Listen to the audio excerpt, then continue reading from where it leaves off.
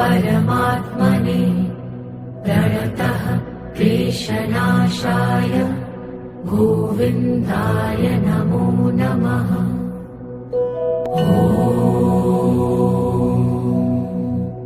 कृष्णाय वासुदेवाय हरये परमात्मने प्रणतः क्लेशनाशाय गोविन्दाय नमो नमः।